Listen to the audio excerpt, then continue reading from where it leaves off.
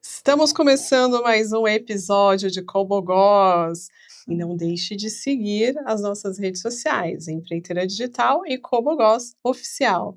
Eu estou ao lado aqui da Edilane Almeida, tudo bem? Bem, você, Renata? Tudo bem, vamos para mais uma aula hoje? Aulão. Que como vocês sabem, né, os nossos programas são verdadeiras aulas. A gente aprende muito aqui com os nossos convidados e hoje a gente vai aprender muito com esse convidado muito especial. Antes de revelar o nome deles, vamos falar aqui um pouquinho dele com mais profundidade. Tem um tipo de gestor que aprendeu a fazer conta antes de aprender a fazer planilha. E tem uma escolha dentro da educação que quase ninguém quer discutir em público: a hora de encerrar uma operação em vez de arrastá-la por mais um ano. Nosso convidado de hoje conhece os dois lados. Ronaldo Estima Júnior começou como feirante, passou pelo sistema bancário até chegar a gestor regional e trocou a previsibilidade do banco pela educação, onde assumiu instituições em dificuldades e a reestruturou. Hoje, ele está à frente do Grupo Invictus, em São José do Rio Preto, e o esporte é o pilar de disciplina da vida dele. E a tese que ele carrega é: educar é preparar para a vida. Seja muito bem-vindo, Ronaldo. Muitíssimo obrigado, um prazer. Obrigado pelo convite, Edi. Obrigado, Renata, pelo convite. Estou pronto aqui, estou preparado para trocar esse papo com você, essa resenha, essa conversa aqui. E muito aprendizado, sim, com certeza. Sem dúvida. A gente sempre diz que é uma aula, né? E falaremos aqui um pouquinho sobre educação. Aprenderemos hoje. Juntos. Mas muito bom te receber aqui, Ronaldo. Obrigada. Bom, acho que para começar seria muito bom as pessoas conhecerem um pouquinho da sua história, da sua trajetória. A Renata comentou aqui, né, do seu início como feirante. Acho que isso é muito importante até para formar, né, quem você se tornou hoje. Quem é o Ronaldo? O início da minha jornada, e quando eu construo, quando eu entendo o que eu deveria construir a jornada do herói, era um pouco confuso para mim, porque eu só estou fazendo isso há 3 anos e meio, basicamente. Antes disso, não permitia uma fotografia, eu não falava em público, eu tinha muito medo, eu me cobrava muito, na verdade, né? Então eu tinha medo de errar, eu não gostava da minha aparência, então eu gerava uma desculpa, uma muleta, dizendo: não faço isso não, porque isso é exposição, esse negócio de mídia não dá certo e tal. Mas aí eu construí essa jornada há 3 anos e meio, e hoje ela é mais clara. E como é que é essa jornada? Trata-se do menino improvável que saiu da periferia de São Paulo, resolveu empreender no Brasil, nesse país tão difícil, e atingiu a liberdade financeira. Então, 3 anos e meio atrás, eu ia fazer uma narrativa aqui cansativa, de uma história muito longa. Então, basicamente, a jornada do herói é essa, e a gente pode discutir em cima dessa base, não é? Do menino improvável, que empreende e que atinge a liberdade financeira. Aí tem a educação, tem o esporte, tem a família, tem os pilares. Maravilhoso. E aí, então, considerando essa jornada, né, como que você saiu, como foi esse processo, né, de sair da periferia e chegar ao mundo, né, à educação, como que isso foi acontecendo aí ao longo desse processo? Eu contei com muita sorte. Primeiro, por ter a possibilidade de estar na periferia, porque é a periferia que te torna resiliente, que te torna criativo, que torna um homem resolutivo, um homem ou uma mulher que saibam resolver, porque na periferia você tem que fazer o máximo com o mínimo. Talvez eu não tivesse, talvez não, eu nunca pensei sobre isso, mas fui forjado nessas condições, de sempre ter o mínimo para entregar o máximo que eu podia fazer. Então, a graça e a oportunidade de ter saído de lá. Porque sim, e juntamente com a feira, aos 7 anos de idade, quando meu avô resolve, no primeiro turno de trabalho dele, porque meu avô, ele trabalhava, o primeiro turno era na feira, e o segundo turno era como táxi. Então, minha família de homens e mulheres que trabalharam muito, com no mínimo uma jornada ou 2 jornadas de trabalho no dia. Então, muito cedo, saindo da periferia, meu avô sendo sábio e me levar para a feira, para aprender, para me relacionar, para poder defender o pão de cada dia, isso me tornou uma pessoa muito forte. Uma pessoa que não vê problema em absolutamente nada. Nada. Não há nada que aconteça na minha vida que eu encare como um problema. Porque difícil mesmo, mas difícil, é da descarregar melancia na chuva. Imaginou descarregar um caminhão de melancia na chuva? Dificílimo. Sabe como descarrega um caminhão na chuva? A melancia está em cima do caminhão, né? Ela precisa descer. Agora você imagina, uma melancia de 12, 14, 18 quilos sendo arremessada uma para o outro. Isso era difícil. Então, tirando isso, tudo ficou muito tranquilo, tudo ficou muito fácil. Basicamente isso. Ou tudo isso. E como que foi essa escala, assim, das suas escolhas, Ronaldo? Você passou por essa fase na sua vida, todo esse aprendizado na periferia, e como que foi essa evolução para você chegar até onde você chegou? Deixa eu contar uma coisa para vocês. É a mais pura verdade. Eu não gostava de acordar 4 horas da manhã. Eu nunca gostei de descarregar caminhões. Eu achava isso realmente uma coisa muito chata. Eu não entendia por que os meus amigos não faziam e eu tinha que fazer. Mas como eu nunca tive escolha, e eu cresci tendo que respeitar os mais velhos, independente se eles estavam certos ou não, é respeitar os mais velhos. Porque lá em casa, meu pai e minha mãe diziam o seguinte: olha, você precisa respeitar os mais velhos, porque eles já cruzaram desertos que você ainda vai cruzar. Então não julgue, só respeite. Então quando meu avô me levava para a feira, eu não gostava, era terrível. Acordar de madrugada é terrível, ainda mais um jovem, uma pessoa crescida, mas com pouca idade. Porque tem esse outro ponto também. Quando nós crescemos muito, acima de 1,90 m, a responsabilidade chega muito rápido, porque as pessoas olham para a gente pela altura e não pela idade. Então eu fui cobrado muito cedo pelo tamanho que eu tinha. Então basicamente é isso. Então como é que eu construo esse jogo? Como é que foi construído? Sem gostar muito, mas respeitando os mais velhos e fazendo o que tinha que ser feito, trabalhando. Não tinha opção. Eu não podia escolher ficar em casa, eu não podia escolher não ir para feira, enfim, eu tinha que fazer. Eu tinha que fazer o que precisava ser feito. E aí eu me tornei esse cara. Então, você falou um pouquinho, né, do esporte, né, dessa disciplina. Você é um cara muito verdadeiro, Sim. né? Até brincamos um pouco antes, você falou, pode me perguntar qualquer coisa. Qualquer coisa. O que o esporte te trouxe, né, dentro dessa sua jornada e o que ele representa para você na construção dessa personalidade, de quem é o Ronaldo hoje, né, dessa jornada do herói, saindo, né, da periferia e se tornando, né, como você colocou aqui, tendo a sua independência financeira, que a gente também vai falar um pouquinho sobre isso já. O esporte foram 8 anos de basquetebol. Inicialmente eu não começo jogando basquetebol. Lá no estádio do Rochidale, da onde eu saio, eu corria 110 metros com barreira. E um técnico olhou para mim e falou assim: não, você não vai correr 110 metros com barreira e você vai jogar basquete. Eu nem sabia, para falar a verdade, o que era basquete. O que eu gostava de fazer era correr 110 metros com barreira. Eu ia para o estádio, lá o campo de futebol do Rochidale, e eu tinha o meu técnico lá, e eu ficava... Por que eu gostava de 110 metros com barreiras? Porque eu tenho as pernas longas. E para mim era fácil. E eu me destacava muito rapidamente, não é? Mas esse técnico disse para mim: não, você vai jogar basquete, porque você é grande e você tem que jogar basquete. Ok. Lembra que eu falei segundos atrás, que eu cresci baseado com bases muito sólidas em respeitar os mais velhos? Então, quando o Sebastião, mais conhecido como Tião, disse: você vai jogar basquete? Ok, eu vou jogar basquete.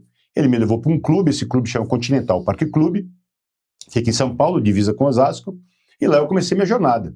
Cheguei lá e eu não sabia fazer absolutamente nada, aí comecei a fazer perguntas, né? Sou muito curioso. Como é que funciona? A bola tem que entrar na cesta. Tá bom. O que mais que eu posso fazer? Eu tenho que tomar cuidado com as linhas, tem isso, me passaram as regras, e eu comecei a treinar.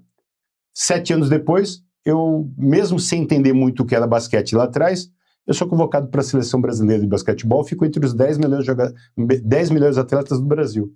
Uau. E, posteriormente, convocado para a seleção paulista também. Fico entre os 10 melhores atletas de São Paulo. Então, eu encaro...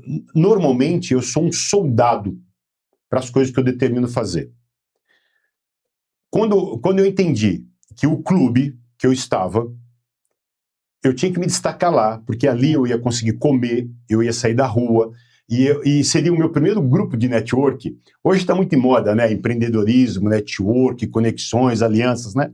Mas o meu primeiro grupo de conexão mesmo, network, foi meu time de basquete, em 1982, 1983, porque ali eu começo a enxergar um novo mundo. Ali eu começo já a mudar de mesas. Eu saio da mesa da periferia e vou para uma mesa de um clube com famílias um pouco melhores de dinheiro do que a gente. E eu começo a enxergar outras coisas, eu começo a enxergar novas possibilidades. E aí, quando você pega uma pessoa com vontade de fazer, respeitando os mais velhos e oportunidades sendo criadas, não tem mais fim. Assim, normalmente esse adolescente ou essa adolescente cresce exponencialmente. Isso te apoiou nesse processo de construção do empreendedor que você é hoje? Sim. O esporte, dando um passo atrás, falando sobre esporte, o esporte me ensinou uma coisa muito boa que essa geração está com medo de fazer agora, de errar. O esporte me ensinou a perder. O esporte me ensinou que quem tem medo de perder, perde a vontade de ganhar.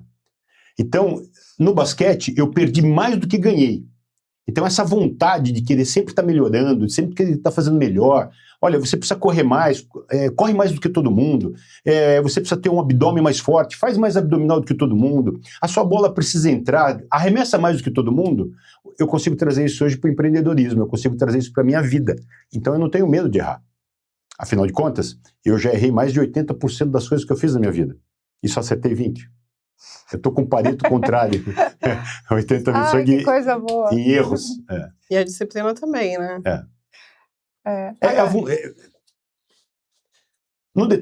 Voltando ao esporte, cuidado, você tem que me tirar dessa caixinha de esporte, tá? Porque foi uma coisa muito intensa e realmente me forjou também. Então eu vou falar só mais um pouquinho para a gente poder falar sobre outras coisas. Mas lá em 85, 86, o diretor do nosso clube se chamava José Cláudio dos Reis. Carinhosamente, nós chamávamos ele de Zé Cláudio. E ele também ele era vice-presidente ou presidente da Confederação Brasileira de Basquetebol. No meu time, todo o nosso time era muito talentoso.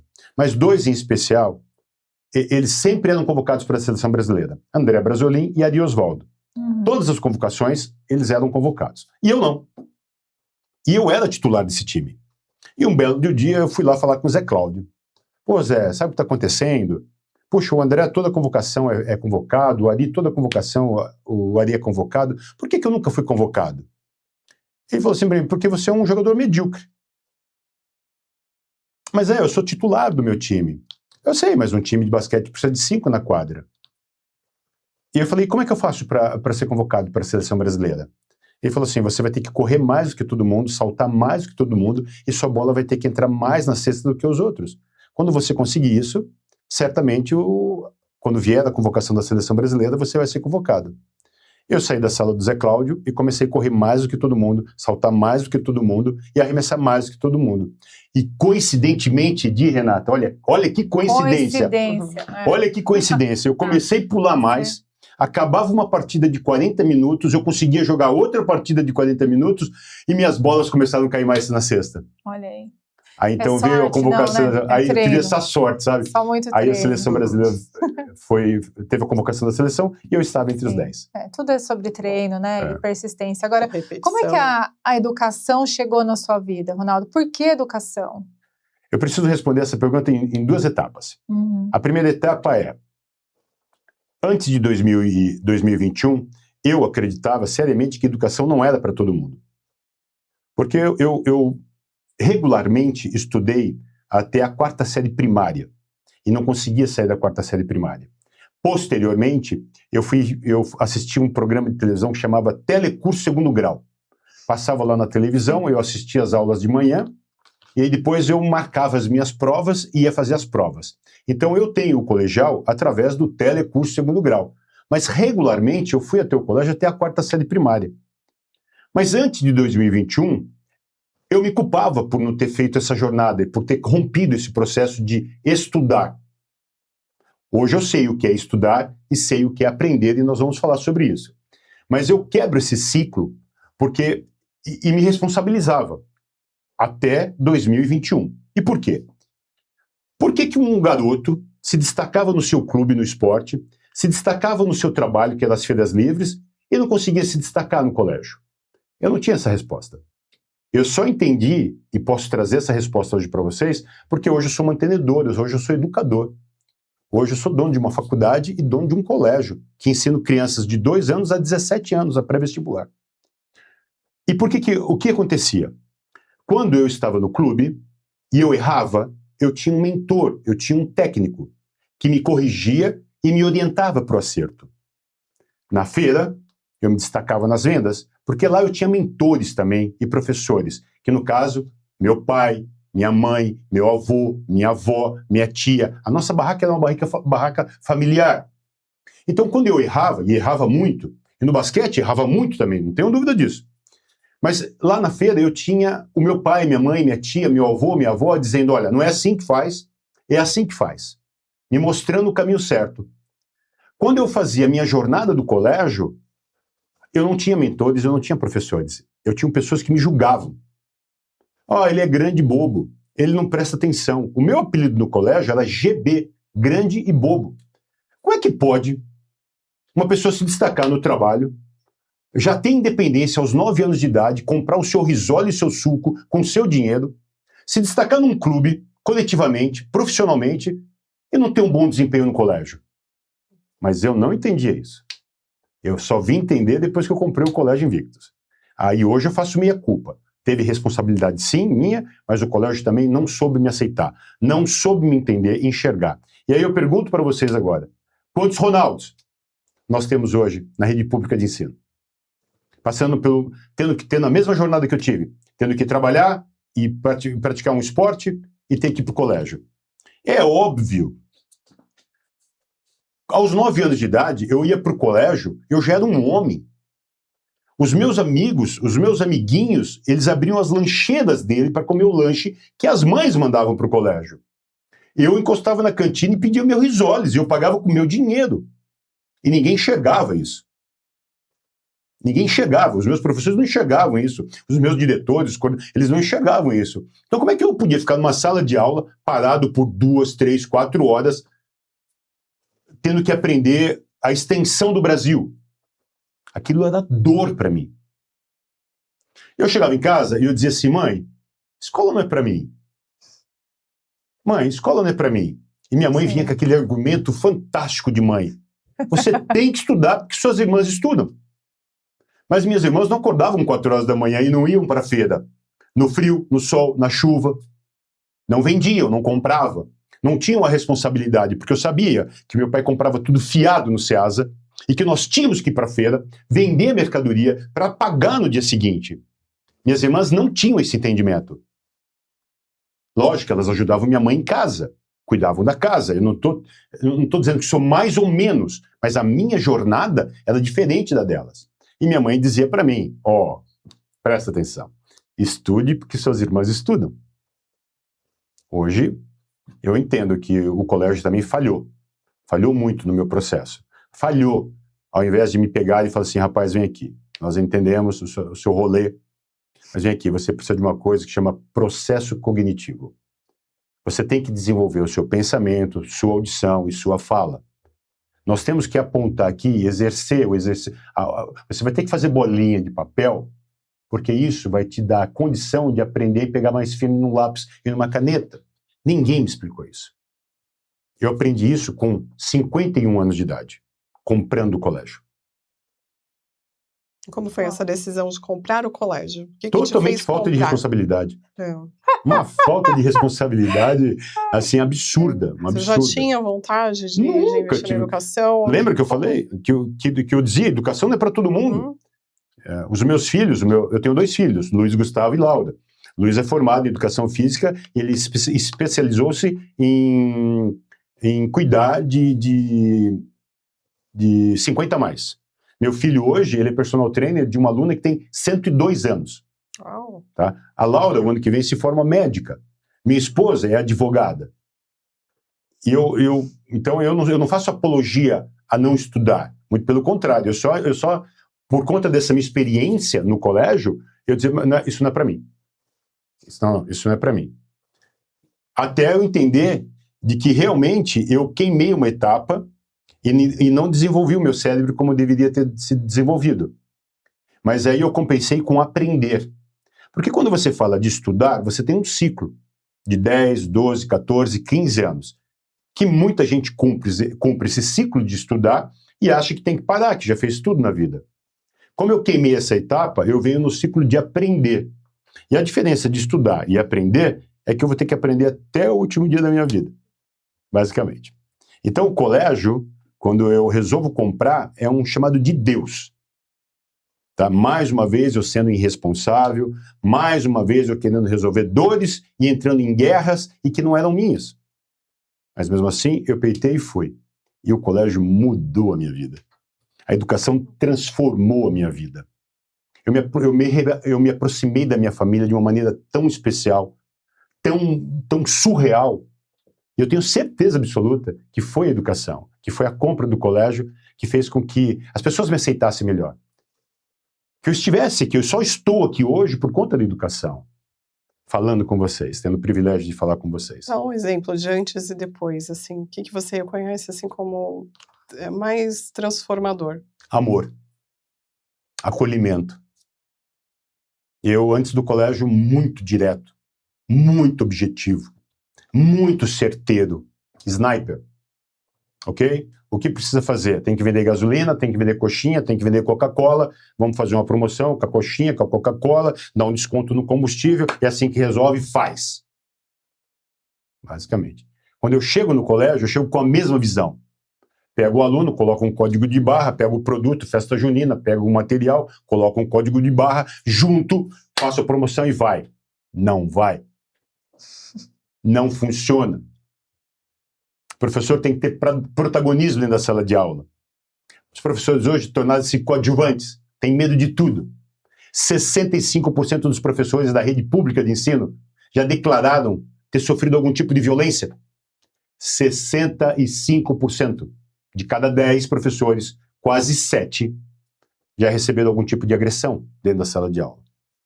Os professores hoje se tornaram reféns, tanto no ensino público quanto no particular, porque eu não isento a minha responsabilidade. Até pouquíssimo tempo atrás, no meu colégio, eu pagava cashback. Acredita? Cashback. Indique um aluno para o meu colégio e eu devolvo a primeira mensalidade para você. E os meus alunos indo. E os meus alunos indo embora. E os meus alunos. Traga o aluno para o colégio e você vai ganhar um passeio no Hop Hari. E os meus alunos indo embora. O que retém alunos dentro de uma sala de aula são os professores. Não adianta você ter o melhor material didático, não adianta você ter a melhor estrutura, não adianta você ter escadas rolantes ou elevadores. Se o seu professor não tiver protagonismo e ter a certeza de que o mantenedor do colégio e a direção está alinhado com ele, o seu aluno vai embora. Basicamente isso, ou tudo isso. Muita coisa em educação transforma a sociedade. E aí, a educação me deixou com amor. Apesar de estar sendo muito persuasivo com vocês agora, mas eu acho que de alguma maneira eu consigo passar isso para vocês, o quanto eu estou feliz de estar aqui, Sim. O quanto que eu estou contente de estar participando dessa entrevista, desse bate-papo, o quanto eu respeito vocês, o quanto eu respeito todo mundo ao meu redor. Esse Antes cuidado, eu só fazia... a gente percebe, né? Isso até na hora que você chegou. E como educador, né, não é só no colégio, pelo que eu pude, né, estudar um pouquinho mais sobre você e conhecendo mais o seu trabalho. Você também é um educador de empreendedores. Sim. Apesar de ser empreendedor e educador no colégio. Como é isso, né? Quais são as principais dores hoje, né? Você falou um pouquinho do colégio, mas trazendo também isso para o empreendedorismo, para a sua realidade, para as coisas que você enxerga. O que você percebe como dores hoje e que você consegue apoiar, né, essas pessoas? Óbvio que na educação você já vem fazendo um trabalho diferenciado, né, com os alunos, com a metodologia, para transformar a educação, mas que obviamente isso vai se refletir lá na frente, né, com novos empreendedores, com, né, pensamentos diferentes, mas... Como eu disse para você, Edi, eu sou um soldado. De verdade, eu sou um soldado para tudo que eu acredito. Quando eu começo a entender o movimento da educação, e que cashback, promoção de viagens, excursões, essas coisas não vão funcionar, eu quero entender. E quando eu quero entender algo, eu vou muito, muito, muito fundo. Então eu começo a entender como é que o corpo humano funciona e como o cérebro funciona. Qual é o peso médio de um cérebro, quais são o que o cérebro precisa, o quanto ele é responsável por gastar de energia. E aí eu começo a me aprofundar muito. E eu falo assim, gente, ok, educação regular, trouxe todo mundo até aqui, eu não vou ficar perdendo meu tempo criticando educação regular. Não faz sentido eu ficar, isso está fora do meu controle. Né? Não consigo mudar. Tá, se eu não consigo mudar, o que eu posso fazer para melhorar? Se o processo cognitivo me dá musculatura cerebral sobre pensar, ouvir e falar, como é que aí vem a palavra expande. Como é que eu consigo expandir isso? Como é que eu consigo pegar esse cérebro com musculatura e fazer uma explosão cerebral e fazer com que, além do aprendizado, ele consiga sair dessa caixa e ter a expansão cerebral? Fui estudar, entendi que praticar o que se aprende. Não adianta você só estudar, você tem que estudar e praticar o que você aprende. Então, rapidamente eu entendi e visitei Stanford 2 vezes. Visitando Stanford e entendendo por que os alunos querem estudar em Stanford e como Stanford está olhando para a educação. Não contente, eu fui a Berkeley, no mesmo estado, eu vi alguns minutos de carro, eu fui a Berkeley. E eu fui entender também por que os alunos de Berkeley realmente eles acreditam que vão mudar o mundo. E pego vários exemplos. Não contente, eu vou à Europa. Instituto de Desenvolvimento Italiano. Quero saber o que os europeus estão falando.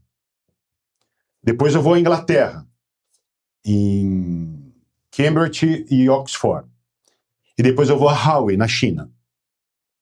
E a Edith fazendo... Aí, em um ano eu fiz esse rolê de todas essas universidades. Não consegui... fui a Yale também nos Estados Unidos. Não consegui fazer Harvard e não consegui fazer MIT. Eu não consegui fazer. Mas eu procurei brasileiros, e nós temos brasileiros extraordinários em todas essas universidades, sem exceção.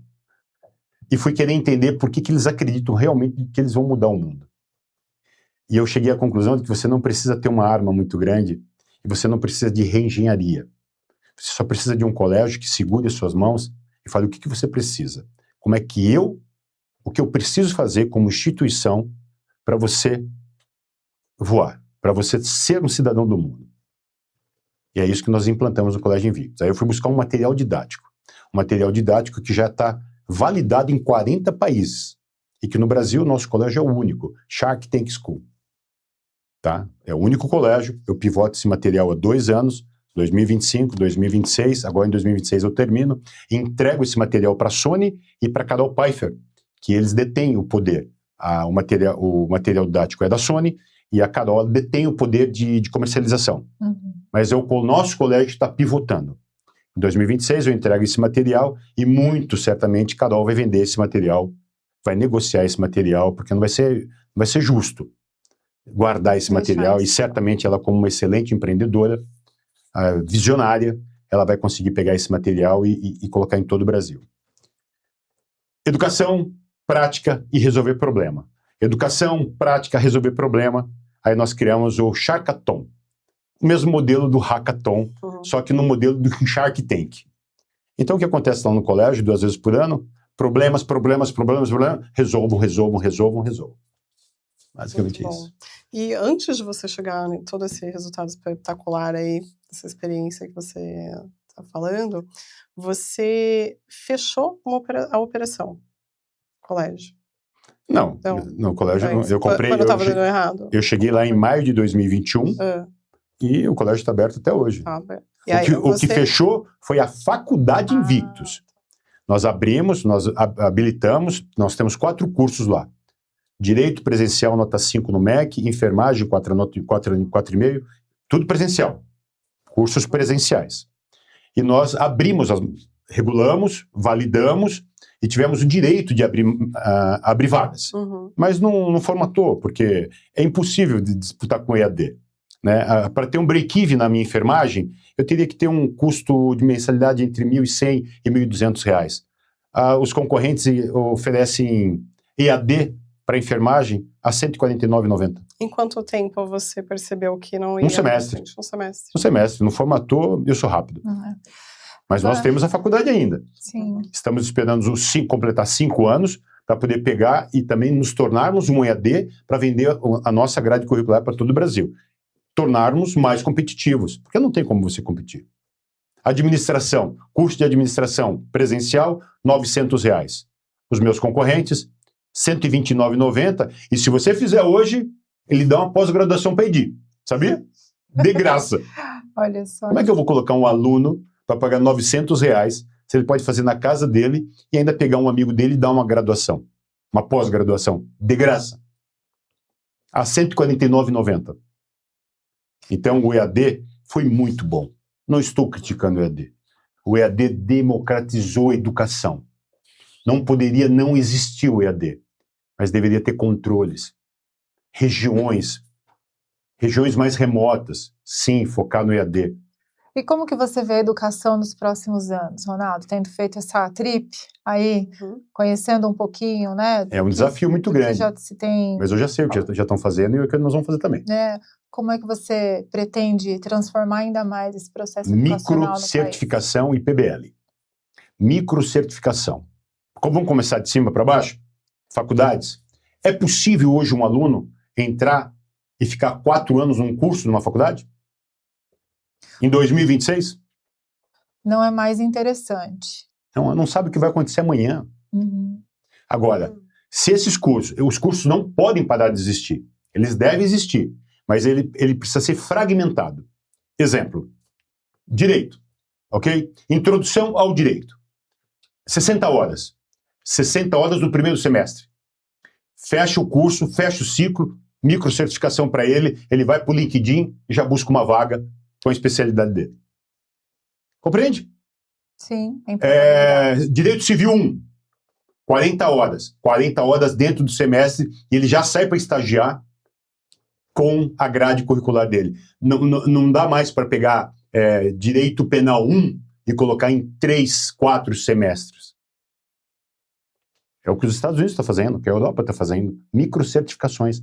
O Brasil já está indo por esse caminho. Já tem alguns cursos, EAD fazendo isso e tal. E o MEC hoje... Regula. O MEC está mais flexível, foi muito mais flexível do que 10 anos atrás. Temos faculdades de empreendedorismo, coisa que 10 anos atrás era impossível sequer pensar nisso. O MEC está se flexibilizando, mas eu entendo a responsabilidade e a importância da educação e abrir de uma maneira sem viabilidade, sem estudos, o risco é muito grande. Então tem que ser mais devagar. Por isso que os colégios particulares e o ensino público precisam começar a entregar mais, como o Colégio Invictus entrega. Entrega o ensino regular, tá tudo bem, e coloca um complementar. Matemática financeira, educação financeira, comportamento emocional, empreendedorismo, e aí vai. Você fala com muita gente. Muita né? gente. Muita gente. Eu vi até um vídeo recente de uma criança. Você gosta de responder perguntas, né? E se coloca à disposição para falar sempre a verdade. Sim. Qual foi a pergunta mais inusitada que você recebeu e interessante de responder, né? Até para aproveitar esse gancho aqui. Pode ser, você fala muito com empreendedores, né? Dessa sua jornada de herói. O que você pode compartilhar com a gente, até para as pessoas que também são empreendedoras ou que estão começando um negócio, ou que já têm e passam por dificuldades que você viveu? Eu estou estudando para me tornar um conselheiro, né, um advisor. Então eu já mentoro algumas pessoas físicas e algumas pessoas jurídicas. E realmente é impressionante ainda as perguntas que eu recebo, não é? E as dúvidas que as pessoas têm ainda para criarem os seus negócios. Mas é justo, eu também tive isso. Até eu entender como buscar, como ter esse repertório para poder hoje ser um advisor, ser um conselheiro. Mas o que realmente me impactou, e é inegável, eu tenho que dizer, Foi uma menina de 5 anos, a Helena, que estava num desses meus eventos cristãos, evangélicos, porque agora a igreja evangélica descobriu que eu tenho uma linguagem cristã. Eu não sou pastor, eu não sou evangelista, mas eu sou cristão. E por um convite de uma igreja, de um apóstolo, para eu falar, dado o meu testemunho na igreja, eu fui lá e dei o meu testemunho. Contei a jornada. Menino pobre, que saiu da periferia, empreendeu no Brasil e atingiu a liberdade financeira. E eu contei isso numa igreja. O nome da igreja é Comep, em Suzano. Só que nesse dia, o apóstolo não me falou. Só que só tinham bispos, pastores e apóstolos na igreja. Poucos fiéis. E as pessoas pensaram assim comigo: eu quero que você fale na minha igreja. Eu quero que você fale na minha igreja. A partir daí, foram 170 convites para falar na igreja evangélica sobre empreendedorismo. Então, hoje eu já participo de grupos evangélicos falando sobre empreendedorismo dentro das igrejas, em toda São Paulo. Mas a pergunta que realmente, respondendo a sua pergunta, foi a menina Helena, ela é filha do Danilo, que ele participou de uma jornada dessa de empreendedorismo dentro de uma igreja. Não é dia de culto, é dia para falar sobre negócios. Irmãos fiéis, crentes, empreendedores. Eles vão para a igreja, eu vou lá e começo a conversar, e criar escalas, e tirar problemas, e resolver problemas com eles. Dentro da minha linguagem, que a igreja entende que é uma linguagem cristã e evangélica, usando os meus termos.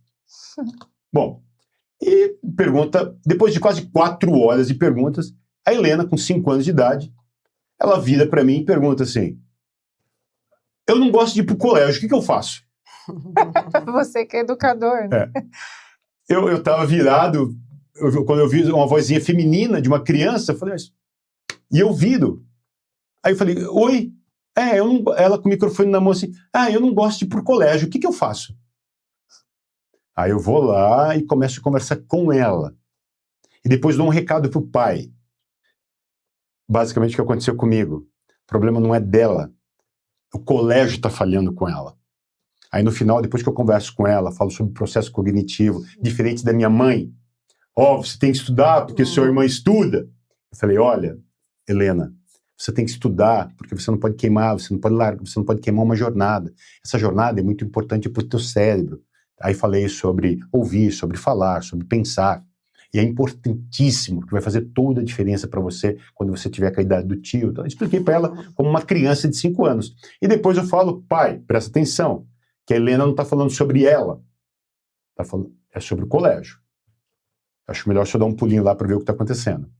Esse vídeo bateu ontem 4,4 milhões de visualizações. Uau. Trouxe mais de 700 seguidores para minha rede.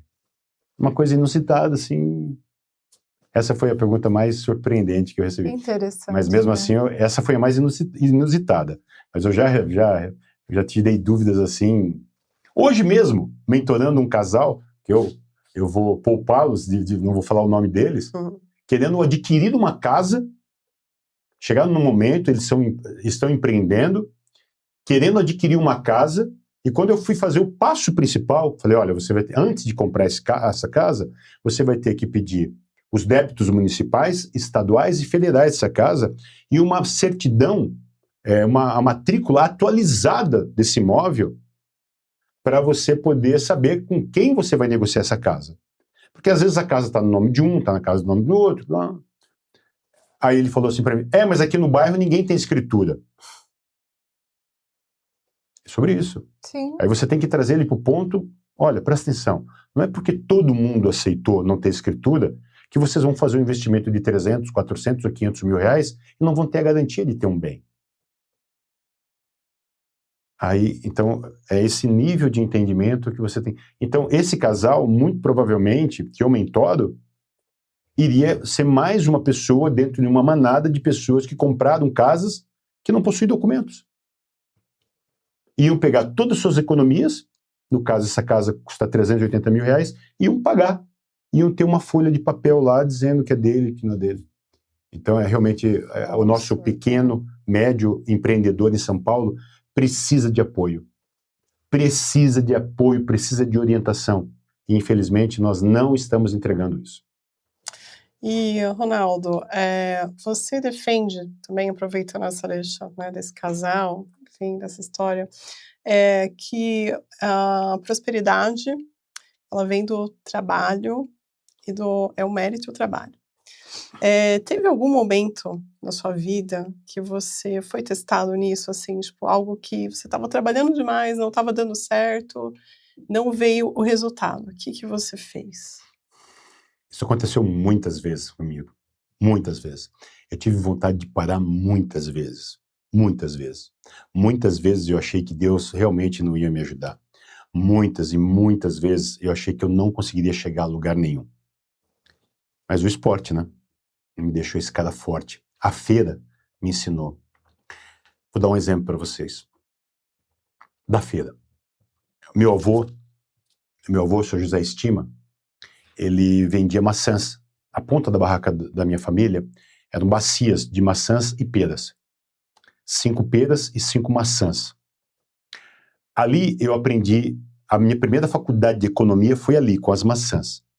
Porque meu avô me ensinou a importância do capital de giro e ensinou a guardar dinheiro. E como ele fez isso? Olha, eu vou te dar uma bacia de maçãs com 5 maçãs. Você vai vender por R$2. Ela custa 1.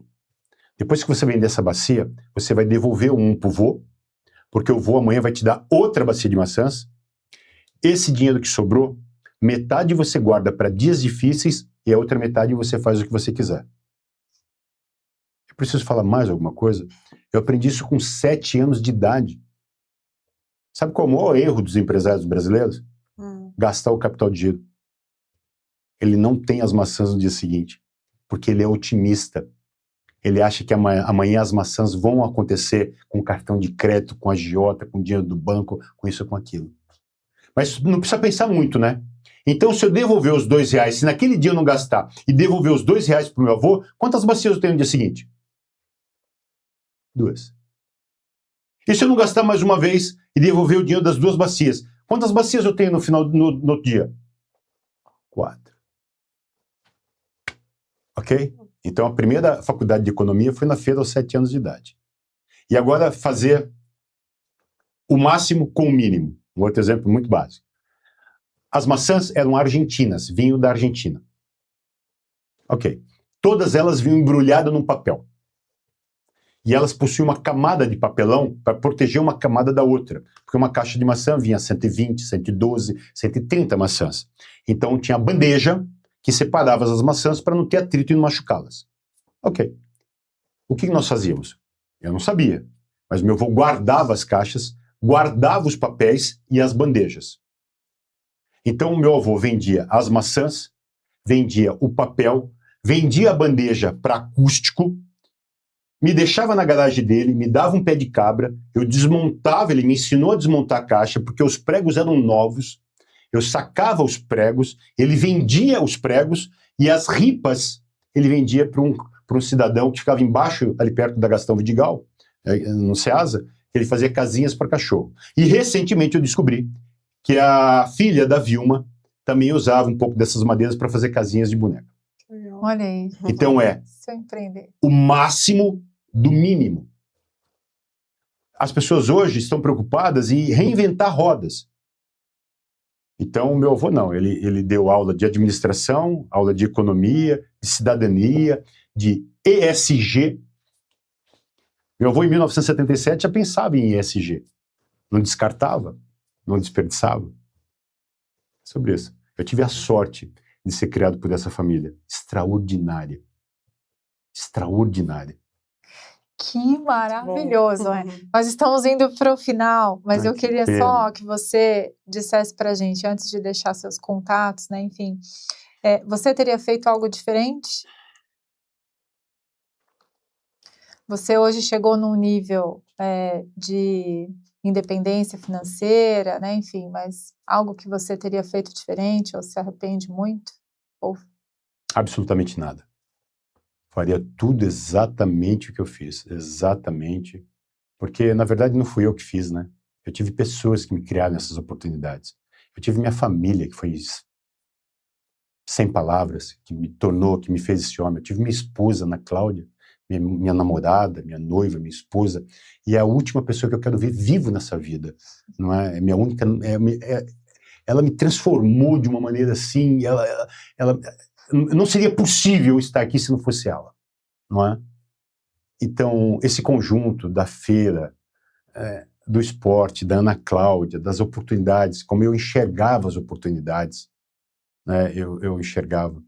Aos 12 anos de idade, eu espero que o Ricardo esteja e veja, um amigo meu de mais de 45 anos, hoje ele é diretor de um programa da Bandeirantes chamado Perrengue. Trabalhou no Pânico na TV, ele está na televisão há mais de 50 anos. E aos 12 anos de idade, a mãe do Ricardo, que faleceu agora esse ano, convidou nós, atletas, para tomar um café na casa dela. E lá ele pegou um negócio desse tamanho assim e colocou num aparelho e saiu uma imagem na televisão. Falei, o que é isso? É videocassete ou não? Videocassete? E eu fui lá na minha rua e contei para os meninos que eu conhecia alguém que tinha um videocassete. E por um bom tempo eu fiquei conhecido na minha rua como menino que conhecia um menino que tinha um videocassete. As pessoas não queriam saber meu nome mais ou o nome do Ricardo, mas porque eu conhecia. Então essas oportunidades, eu tive oportunidade. A feira, minha família, a Ana Cláudia, os meus amigos do basquete, as famílias, mães dos atletas no basquete foram me abrindo portas. E eu fui mantendo essas portas abertas, eu fui aproveitando. Eu nunca quis ter o videocassete do Ricardo, mas eu queria saber o que eu precisava fazer para também ter um videocassete. Então tem que estudar mais? Estuda mais. Lembra do esporte? Quer correr mais? Corra mais que todo mundo. Quer saltar mais que todo mundo? Assalte mais que todo mundo. Sua bola quer cair? Arremesse mais que todo mundo. E eu faço isso na minha vida. Não faria absolutamente nada diferente. Muito bom, Ronaldo. Um bom recado aí, um aulão, né? Obrigada. Inspirador, pessoas, né? Obrigado. Para as pessoas se conectarem com você, onde que elas te encontram, Ronaldo? Bom, câmera 3, né? Vamos lá. Vamos lá. Eu realmente muito feliz por estar participando aqui dessa entrevista com vocês duas extraordinárias. Obrigado pelas provocações. Então, eu só peço para que vocês me sigam, se fizer sentido, né? @RonaldoEstimaJR. Me sigam lá, me acompanhem, bem minha jornada. Eu tô bem amostradinho mesmo, viu? Pode ter certeza. Então, tô gravando muitos stories, tô fazendo muito reels. Eu já tenho uma storyteller, eu já tenho uma story maker andando comigo, que é a Emily. Sou sócio também de uma agência de publicidade, Timeless, que fica instalada em São José do Rio Preto, dentro do nosso Colégio Invictus. Então, siga a gente lá nas redes sociais, @RonaldoEstimaJR. E muito obrigado pela atenção mesmo, pelo carinho e pelo convite. Muito obrigada, foi uma honra te ter aqui hoje. Né? Desejo aí muita luz aí no seu caminho para você continuar inspirando as pessoas, Renato. Porque vocês viram que se espremer esse episódio, só sai inspiração aqui, né? Certeza. Com muita experiência. Então não deixe de seguir também Cobogoz Oficial e Empreiteira Digital. Até a próxima. Até mais.